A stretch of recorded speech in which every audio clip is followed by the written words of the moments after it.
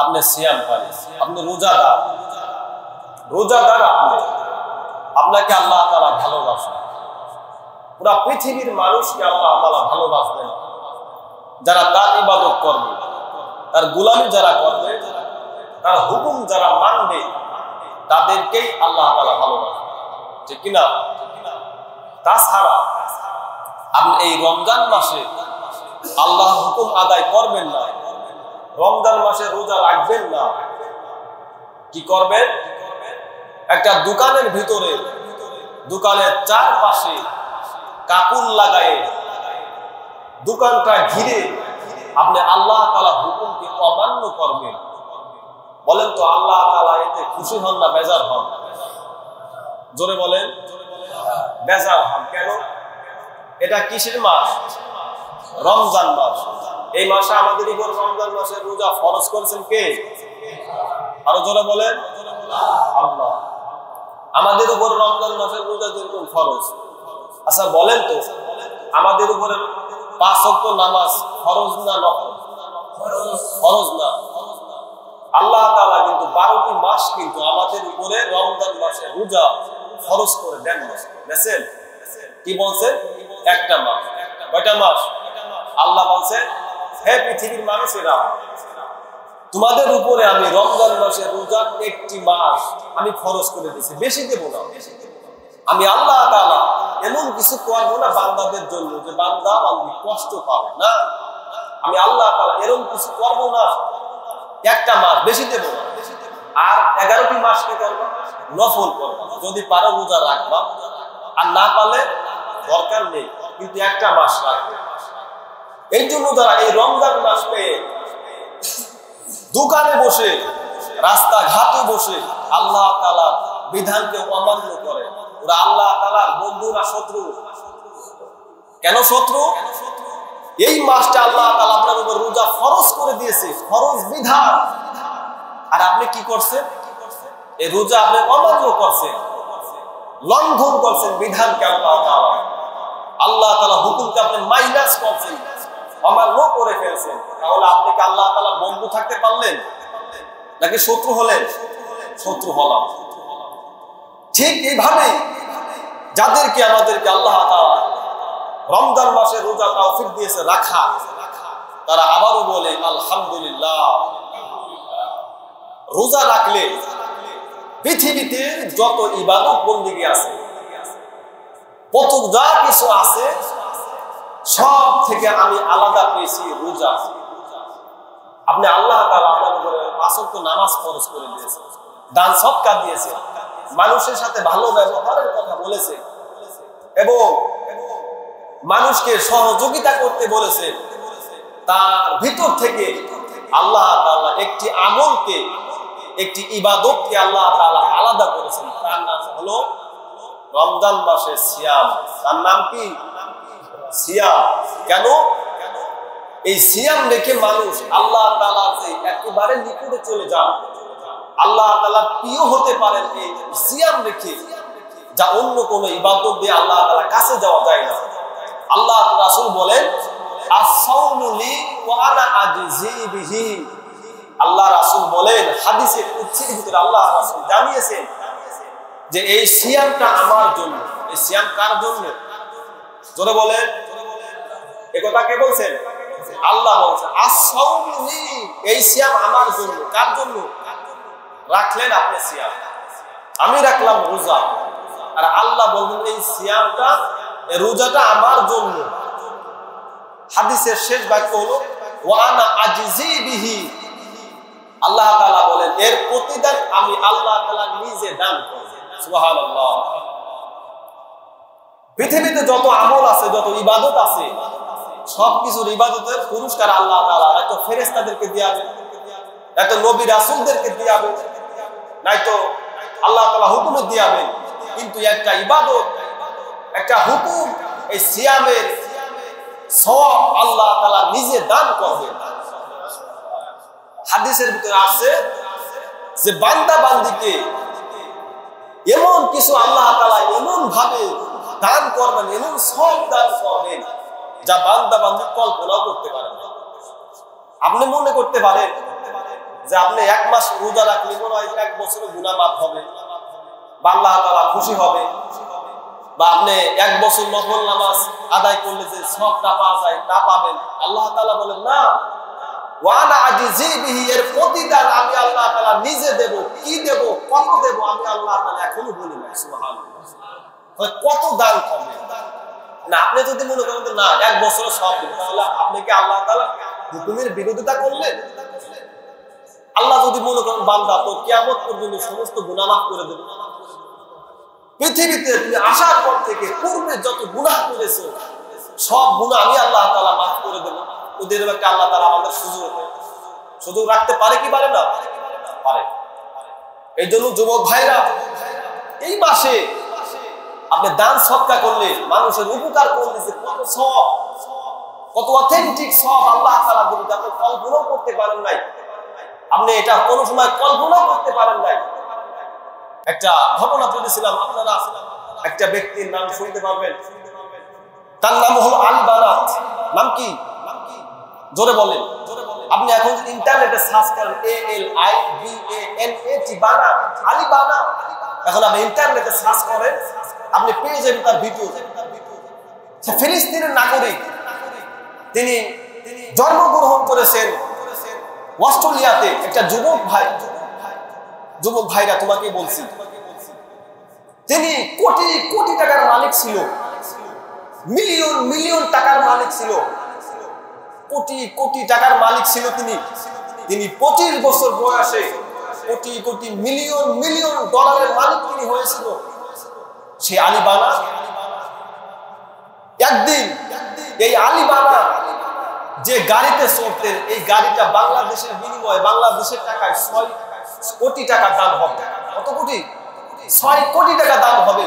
এই আলী বানা যে গাড়িটায় চড়তো, এই গাড়িটার দাম হবে 6 কোটি টাকা। তিনি হাতে যে ব্যাজলেটটা পরতেন, এই ব্যাজলেটটার বাংলাদেশের টাকায় হবে 2 লক্ষ টাকা। তিনি যে স্যান্ডেলটা ব্যবহার করতেন, যে জুতাটা ব্যবহার করতেন, বাংলাদেশের মূল্য হবে 3 লক্ষ টাকা। তিনি যে মাথায় একটা ক্যাপ ব্যবহার করতেন, বাংলাদেশের টাকায় 1 লক্ষ টাকা দাম হবে। এই আলী বানাত একদিন চা খাচ্ছে, চা ছিলেন তো, চা খাচ্ছে আলী বানাত। চা খেতে খেতে তার জিহ্বাটা পুড়ে গিয়েছে। পুড়ে যাওয়ার সাথে সাথে 1-2 মাস 3 মাস পরে তার ক্যান্সার ধরা পড়েছে। ক্যান্সার ধরা পড়েছে। তিনি ডাক্তারের কাছে গিয়েছে। ডাক্তার পরীক্ষা নিরীক্ষা করার পরে বলছে, এ ভাই, তোমার ক্যান্সার ধরা পড়েছে, তোমার এই রোগ থেকে মুক্ত দেওয়া পৃথিবীতে ডাক্তার আর হয় নাই। আলী বানাত বললেন, ডাক্তার, আমার কোটি কোটি টাকার মালিক, আমি মিলিয়ন মিলিয়ন টাকার মালিক, আমার গাড়ি বাড়ি সবকিছু আমার আছে, আমি তোমাকে সবকিছু দিয়ে দেবো, এই রোগ থেকে আমাকে মুক্ত দিতে হবে। ডাক্তার বলছেন, এ ভাই, তুমি অস্ট্রেলিয়ার নাগরিক, তুমি কোটি কোটি টাকার মালিক হতে পারো, মিলিয়ন মিলিয়ন টাকার মালিক হতে পারো, কিন্তু তোমার যে রোগটা হয়েছে, ডাক্তার বলছে মানুষের 5 রকম ক্যান্সার হয়। প্রথম স্টেপ, দ্বিতীয় স্টেপ, তৃতীয় স্টেপ, চতুর্থ স্টেপে মানুষ যাওয়ার পরে ক্যান্সার রোগে আর বাঁচে না। তোমার 5মটা পার হয়ে গেছে, তুমি আর থাকতে পারবা না। ডাক্তার বললেন, তোমার ক্যান্সার ধরা পড়েছে, তোমার পৃথিবীতে থাকার আর সময় নেই। আলী বানাত বললেন, ভাই ডাক্তার, কোটি কোটি টাকা আমার আছে, আমি সবকিছু টাকা পয়সা যা কিছু সবকিছু বিক্রি করে দেব, এই টাকা সবকিছু নিয়ে, এই টাকা আমাকে দিয়ে আমার কল্যাণে আমাকে সুস্থ আপনি করুন। ডাক্তার বলছে, ভাই হবে না, আপনাকে সুস্থ করা যাবে না আপনাকে। আলী বানাত বললেন, এই টাকা দিয়ে আমাকে দুনিয়াতে সফলতা দিতে পারবো না, এই টাকা দিয়ে আমাকে দুনিয়াতে কল্যাণ দিতে পারবো না, এই টাকা দিয়ে আমাকে দুনিয়ায় ক্ষমতা, অর্থ, মুক্তি কিছুই দিতে পারবো না, এই টাকা দিয়ে আমাকে দুনিয়াতে আমাকে চিনাইতে পারবো না, এই টাকা দিয়ে আমি আখিরাতকে কিনবো, এই টাকা দিয়ে আমি আল্লাহ তাআলা জান্নাত কিনবো, এই টাকা দিয়ে আমি আল্লাহ তাআলার নাজাত কিনবো, আমি আল্লাহ তাআলার গোলামি করে এই টাকা দিয়ে দুনিয়াতে পার হয়ে যাব। কারণ তিনি বুঝতে পারতেন, যুবক ভাইরা, তিনি বুঝতে পেরেছিলেন দুনিয়াতে আর থাকতে পারবো না, তার দুনিয়া থেকে আর থাকার সিস্টেম হবে না। ডাক্তার বলছে, আপনি 3 মাস থাকতে পারবেন। ডাক্তার তাকে সরাসরি জানিয়ে দিয়েছে, দুনিয়াতে আপনি আর মাত্র 3 মাস থাকবেন। কয় মাস? 3 মাস থাকবেন। 3 মাসের পরে আপনি দুনিয়াতে আর থাকতে পারবেন না। আলী বানাত লাস্টে বললেন যে এই টাকা আমাকে দুনিয়াতে কিছু করতে পারলো না, এই টাকা আমি আল্লাহ তাআলার রাস্তায় দান করবো, মসজিদ মাদ্রাসায় দান করবো, এতিম মিসকিন বিধবাকে আমি এই টাকাগুলো সবকিছু দান করে দেব, দুনিয়া আমার শেষ, দুনিয়াতে আমি কিছু করতে পারলাম না। তখন আলী বানা এই কোটি কোটি টাকা তিনি মসজিদ মাদ্রাসায় এতিম মিসকিনদেরকে দান করে দিলেন। দান করার ফলে কি হলো, ডাক্তার বলেছিল তিনি দুনিয়াতে মাত্র 3 মাস বাঁচবে, কিন্তু দেখেন ভাগ্যর কি পরিণতি। এই আলী বানা তিনি 25 বছরের আগে তিনি জীবনে ভালো কাজ করেন নাই, টাকা উড়াইছে মেয়েদের পিছনে, মানুষের পিছনে টাকা পিছাইছে, বন্ধুদের পিছনে টাকা উড়াইছে, কিন্তু সফলতা পান নাই। আলী বানা মৃত্যুর শয্যায় যখন চলে গিয়েছে, এই টাকা দিয়ে তিনি মসজিদ মাদ্রাসায় এতিম মিসকিনদেরকে দান যখন করে দিতেছিলেন, তখন একটা লোক তাকে বলছে, তোমাকে এই টাকা তোমাকে দুনিয়াতে মুক্তি দেবে না, এই টাকা তোমাকে কিয়ামতের দিন মুক্তি দেবে, আল্লাহ তাআলা জান্নাতে যাওয়ার জন্য এই টাকা তোমাকে সহযোগিতা করবে। তখন তিনি এই কাজ করতে লাগলেন, এই টাকা সবকিছু তিনি দান করতে লাগলেন। দান করার পরে তিনি, ডাক্তার বলেছিল 3 মাস তিনি বাঁচতে পারবে, কিন্তু না, এই আলী বানা এই দান করতে করতে, এই টাকা খরচ করতে করতে এই আলী বানা পৃথিবীতে দুনিয়াতে 3টা বছর আল্লাহ তাআলা বাঁচিয়ে রেখেছেন। সুবহানাল্লাহ। যুবক ভাইরা, এই দান করলে কত কিছু আপনি পাবেন। এই দান করলে আপনি রোগ থেকে মুক্তি পাবেন। এই দান করলে আল্লাহ আপনাকে দুনিয়াতে বেশি বাঁচিয়ে রাখবে। এই দান করলে আপনি দুনিয়াতে বেশি হায়াত পাবেন। এই দান সৎকার করলে আপনি দুনিয়াতে এস্টাবলিশ হতে পারবেন। এই দান সৎকার করলে দুনিয়াতে উন্নতি হতে পারবেন। এই দান করলে আপনি দুনিয়াতে আল্লাহর কাছে সম্মানী ব্যক্তি হতে পারবেন। কিন্তু দেখেন, এই আলী বানাকে দুনিয়াতে এই টাকা কিন্তু সম্মানী করতে পারে নাই। কিন্তু এই আলী বানা লাস্টে 3 বছর বেঁচে থাকার পরে তিনি আল্লাহ তাআলার কোরআনকে, আল্লাহ তাআলার কিতাবকে একটা হুজুরের কাছে গিয়েছে, বল আমি কোরআন শিখতে পারি নাই, আমি আল্লাহকে চিনতে পারি নাই, আমি 25 বছর বয়সে আল্লাহকে ভুলে গিয়েছিলাম, ইসলামকে ভুলে গিয়েছিলাম, কোরআনকে ভুলে গিয়েছিলাম। যে কিছু আমাকে ভুলিয়ে দিয়েছে, ভাই আমাকে একটু কোরআন শিখিয়ে দেন, ইসলাম আমাকে শিখান, কোরআন শিখান, আমাকে নবী শিখান, আমাকে আল্লাহ চিনান। তখন এই ব্যক্তি, এই আলী বানা কোরআন শিখেছে, লাস্ট পর্যন্ত ডাক্তার তাকে বলেছিল 3 মাস বাঁচবে। তখন এই আলী বানা লাস্ট পর্যন্ত 3টা বছর দুনিয়াতে থেকে লাস্ট পর্যন্ত কোরআন পড়তে পড়তে দুনিয়া ছেড়ে বিদায় হয়েছে। তাহলে কেন? তাহলে যুবক ভাইরা, এই টাকা, অর্থ, সম্পদ, ক্ষমতা তোমাকে দুনিয়াতে সম্মানিত করবে না, দুনিয়াতে তোমাকে পাওয়ার দেবে না, দুনিয়াতে তোমাকে মানুষ হিসাবে এস্টাবলিশ করতে পারবে না। একমাত্র দুনিয়াতে তোমাকে সম্মান দিতে পারে, দুনিয়াতে তোমাকে মর্যাদার আসনে আল্লাহ তাআলা বসাইতে পারে কোরআন। যার ভিতরে কোরআন থাকে, যার ভিতরে আল্লাহ তাআলা হুকুম থাকে, যে ব্যক্তি নামাজি হয়, যে ব্যক্তি আল্লাহ তাআলা হুকুম মানে, রাসূলকে, রাসূলের চরিত্র, রাসূলের আদর্শ যারা মেনে নিতে দুনিয়াতে অস্বীকার করে না, আল্লাহ তাআলা এই দুনিয়াতে তাদেরকে আল্লাহ তাআলার কাছে তার প্রিয় বান্দা হিসেবে আল্লাহ তাআলা কবুল করে। সুবহানাল্লাহ। আর দুনিয়াতে আপনি এটা পাওয়ার পরে কি হবে? কিয়ামতের দিন আল্লাহ তাআলা, রাসূল আপনাকে সুপারিশ করতে বাধ্য হবে। যুবক ভাইরা, আমরা যে দুরূদ শরীফটা পড়ি, দুরূদ শরীফের ফজিলত আপনি যদি জানতেন, আমরা যদি জানতাম, তাহলে জীবনের দুরূদকে আমরা কখনো বাদ দিতে পারতাম না। রাসূল বলেছেন, একটা বার আমার উপরে যদি কোনো বান্দা বান্দি যদি একবার দুরূদ পড়ে, আমি আল্লাহ তাআলা সেই ব্যক্তির আমলনামে আমি আল্লাহ তাআলা 10টা নেকি দান করি। আমি আল্লাহ তাআলা সেই বান্দার গুনাহ থেকে 10টা গুনাহ আমি আল্লাহ তাআলা মাফ করে দেই। আমি আল্লাহ তাআলা সেই বান্দাকে দুনিয়াতে সম্মান মর্যাদা আমি আল্লাহ তাআলা বাড়িয়ে দেই। এবং আমি আল্লাহ তাআলা জানিয়ে দিয়েছি, আমার রাসূলের উপরে যে ব্যক্তি একবার দুরূদ পড়বে, তাহলে সেই রাসূল বলেছে, সেই ব্যক্তি কিয়ামতের দিন, সেই ব্যক্তি কিয়ামতের দিন যখন মানুষ অসহায় হয়ে যাবে, মানুষ বিপদে যখন পড়ে যাবে, তখন এই একবার দুরূদ শরীফ পড়ার কারণে দুনিয়াতে আপনি রাসূলের সুপারিশ পাবেন, রাসূলের বন্ধু হবেন, রাসূলের জান্নাতে আপনি একসাথে থাকতে পারবেন। তাহলে দুরূদ শরীফ পড়ার দরকার আছে না নাই? দুরূদ শরীফ পড়ব, কারণ হলো দুরূদ শরীফ পড়লে আপনার হাজি করে দিবে। ভাই, ইসলাম আমরা কোনো সময় মাইনাস করতে পারি না। আজকে আমরা এই ইসলাম থেকে আস্তে আস্তে সরে যাচ্ছি। আজকে পুরো পৃথিবীর দিকে তাকান, ইসলাম থেকে মানুষ কিভাবে, কি অবস্থায় যে মানুষ সরে যাচ্ছে, যা আপনি কল্পনাও করতে পারেন নাই। আজকে আমাদের মাঝে কোরআনটা বিদ্যমান, আজকে আমাদের মাঝে কোরআনটা আমাদের মাঝে এখনো আছে, কিন্তু আমরা আল্লাহ তাআলার কিতাবকে মাইনাস করছি, কোরআনকে আমরা সম্মান দিতে পারছি না। অথচ আল্লাহ তাআলা এই মাসেই বলেছেন, আমি রোজাকে আমি আল্লাহ তাআলা, রমজান মাসকে আমি আল্লাহ তাআলা এমনিতেই সম্মান মর্যাদা আমি আল্লাহ তাআলা এমনি দেই নেই, কেন দিয়েছি?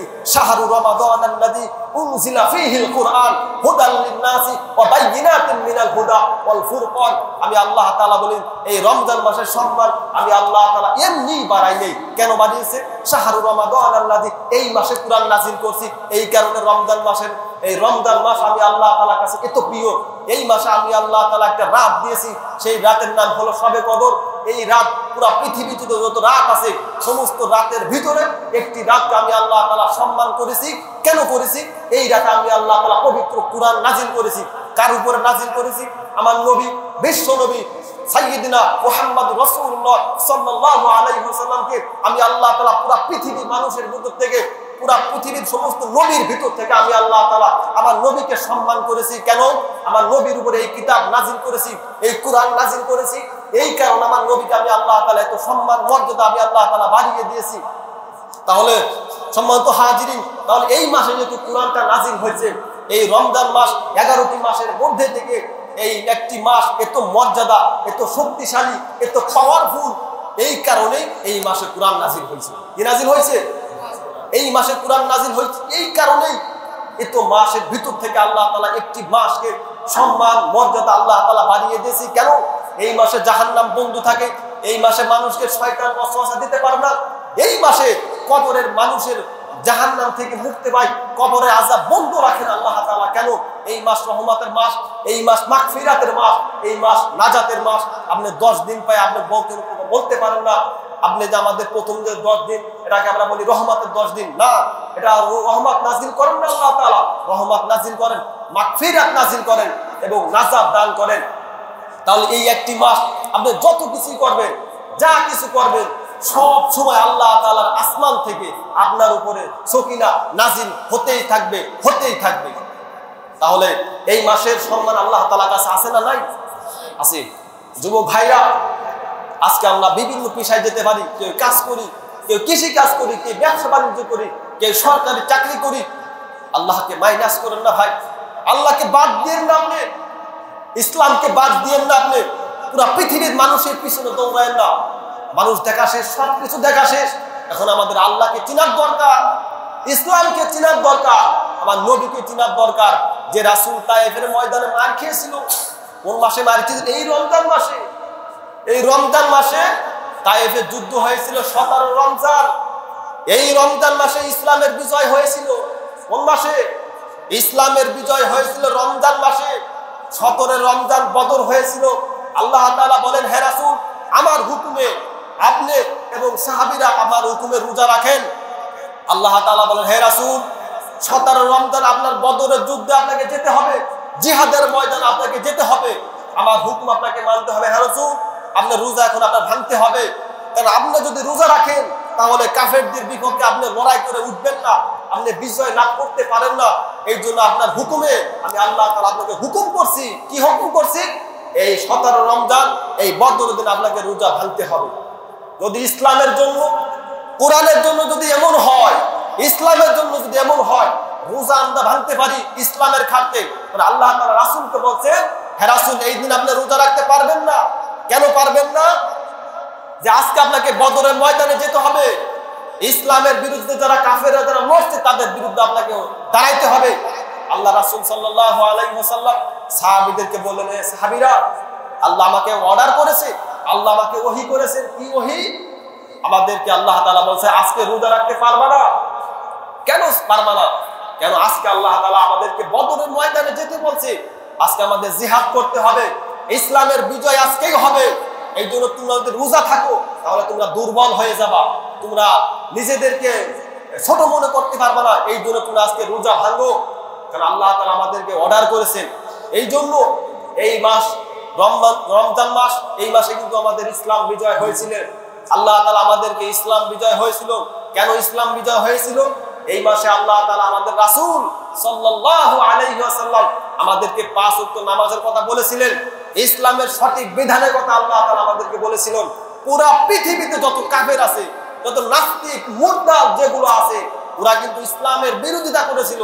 ওই মুশরিক, ওই আবু হামান কালের ওই ইহুদি মুশরিকরা কিন্তু ইসলামের বিরুদ্ধে কথা বলছিল। এই জন্য রাসূল সাল্লাল্লাহু আলাইহি ওয়াসাল্লামকে আল্লাহ তাআলা বলেন, হে রাসূল, আপনি দুনিয়াতে যদি ইসলামকে বিজয়ী করেন, ইসলামকে আপনি পুরা ধর্মের উপরে আপনি যদি দাঁড় করান, তাহলে এক শ্রেণীর মানুষ কাফের মুশরিকরা কিন্তু আপনার বিরোধিতা করবে। হুয়াল্লাযী আরসালা রাসূলাহু বিল হুদা ওয়া দীনিল হাক্কি লিইযহিরাহু আলা দীনি কুল্লি।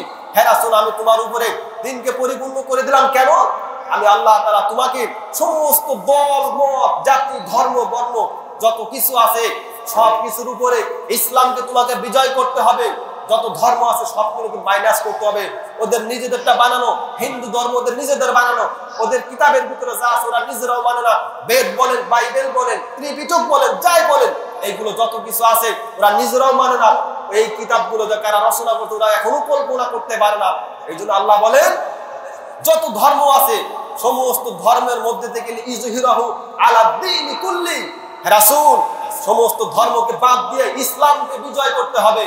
তাহলে আল্লাহ তাআলা বলেন, ইউরিদুনা লিইউতফিউ নূরাল্লাহি বিআফওয়াহিহিম আল্লাহু মুতিম্মু নূরিহি ওয়ালাউ কারিহাল কাফিরুন।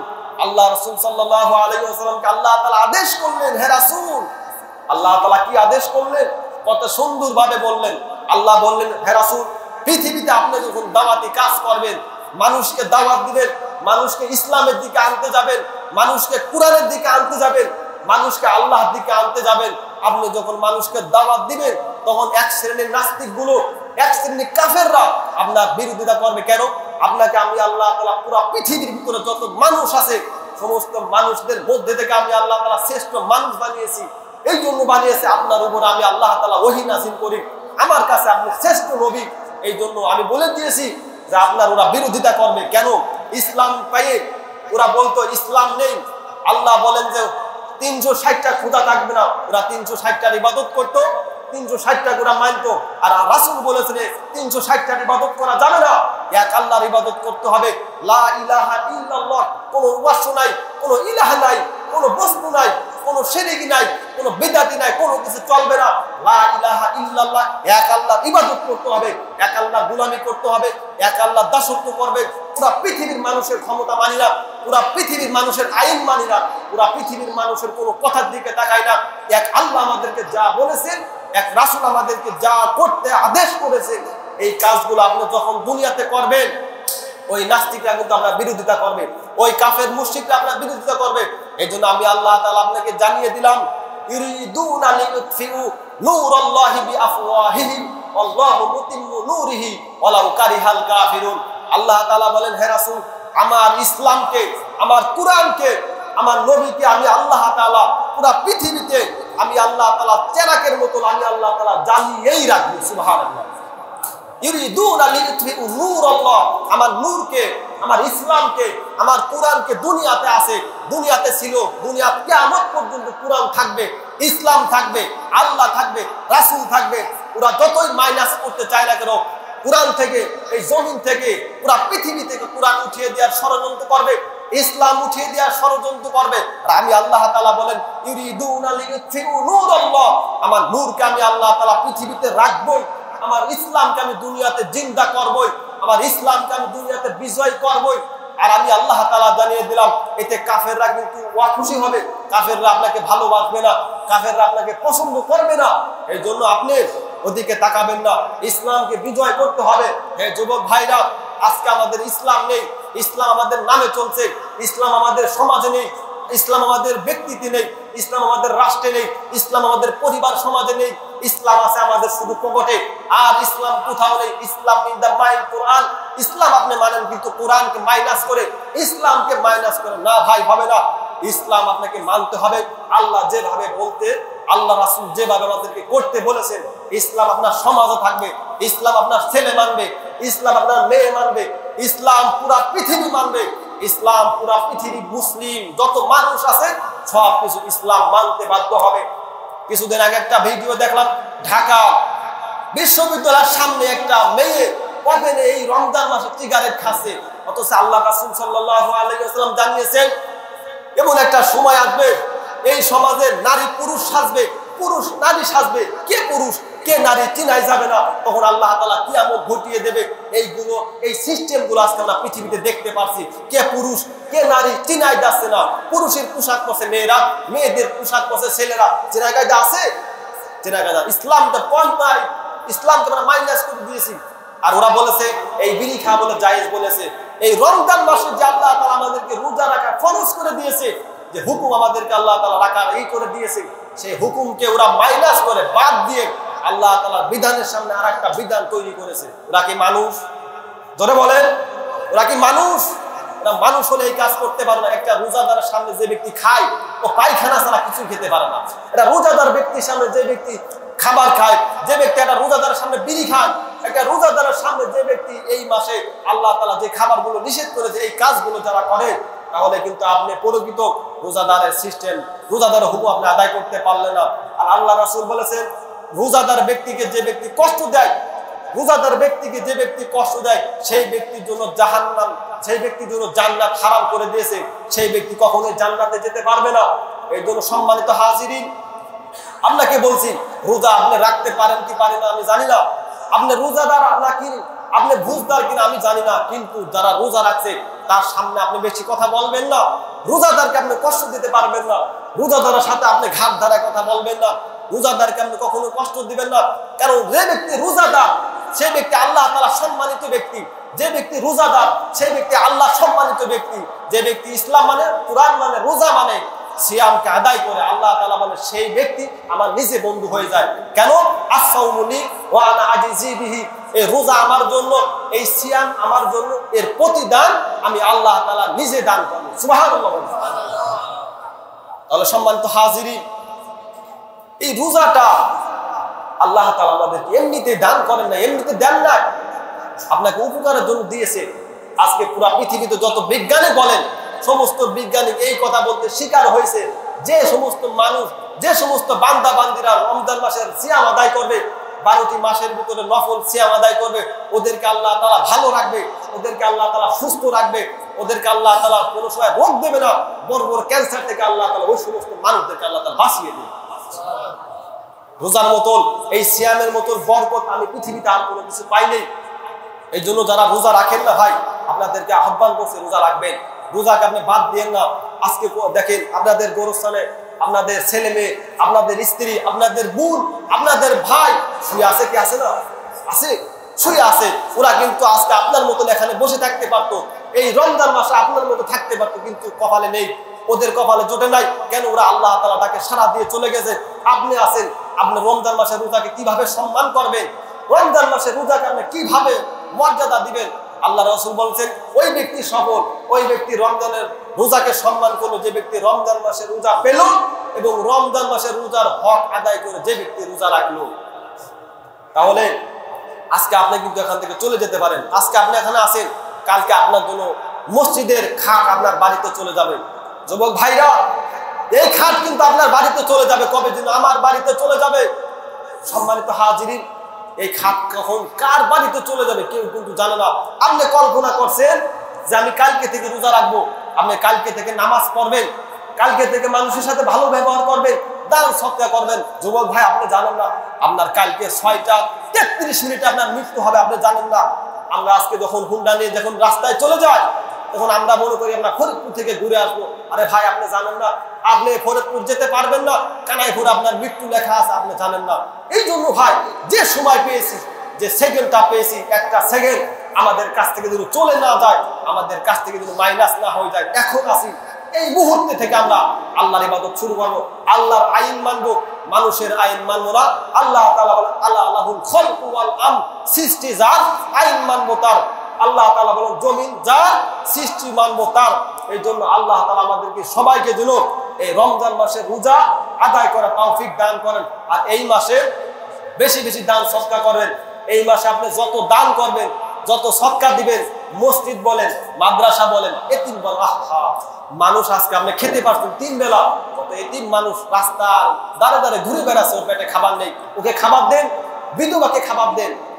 মনে করছেন শুধু নামাজ পড়ে সব না, একক তো নামাজ পড়ে যে সব পাবেন, একটা বিধবাকে, একটা এতিম মিসকিনকে খাবার দান, ডাবল ডাবল সব আল্লাহ তাআলা আপনার আমলনামায় দান করবে।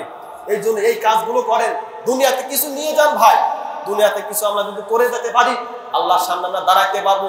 আর অবশ্যই আল্লাহর সামনে আপনাকে দাঁড়ায়, তার সামনে আপনাকে দাঁড়াই হিসাব দিতে হবে। 50, 60, 70 বছর হিসাব তার সামনে ভাই দাঁড়িয়ে দিতেই হবে। হিসাব ছাড়া কেউ আল্লাহ তাআলা জান্নাত পাবে না। এই জন্য আল্লাহ তাআলা আমাদের সবাইকে এই সমস্ত কথা, নামাজ, রোজা, হজ, যাকাত যত কিছু আছে এইগুলো আমাদেরকে আল্লাহ তাআলা যেন সব সময় মানার তৌফিক দান করেন। আখির দাওয়ানা আলহামদুলিল্লাহি রাব্বিল আলামিন।